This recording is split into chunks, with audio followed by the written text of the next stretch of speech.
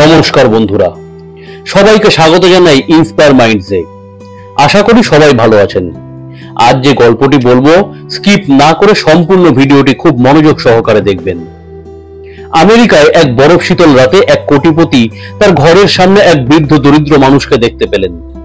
তিনি বৃদ্ধ মানুষটিকে জিজ্ঞাসা করলেন, বাইরে এত ঠান্ডা আর আপনার গায়ে কোনো উষ্ণ কাপড় নেই, আপনার কি ঠান্ডা লাগে না? বৃদ্ধ লোকটি উত্তর দিল, আমার কাছে উষ্ণ কাপড় নেই, কিন্তু আমি মানিয়ে নিয়েছি। কোটিপতি উত্তর দিলেন, আমার জন্য অপেক্ষা করুন, এখন আমি আমার ঘরে ঢুকে আপনার জন্য উষ্ণ কাপড় নিয়ে আসব। দরিদ্র বৃদ্ধ খুব খুশি হয়ে বলল সে তার জন্য অপেক্ষা করবে। কোটিপতি ব্যক্তি তার বাড়িতে ঢুকলেন এবং সেখানে ব্যস্ত হয়ে গেলেন এবং দরিদ্র মানুষের কথা ভুলে গেলেন।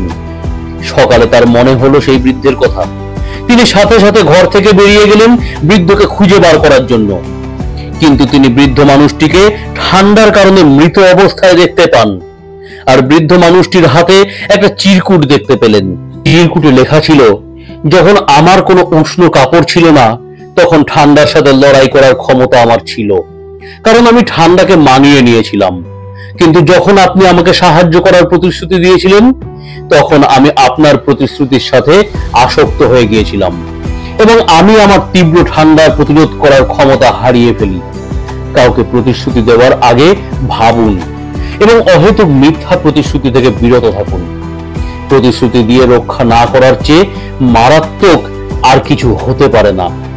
এটা এতটাই মারাত্মক হতে পারে যে কখনো কখনো এর চেয়ে যাকে প্রতিশ্রুতি দিয়েছিলেন তাকে বিষ পানে হত্যা করার সমান। সবাই ভালো থাকবেন, কখনো কাউকে মিথ্যা প্রতিশ্রুতিতে প্রলোভিত করবেন না। ভালো লাগলে লাইক, কমেন্ট ও শেয়ার করবেন এবং চ্যানেলটি সাবস্ক্রাইব করে রাখবেন।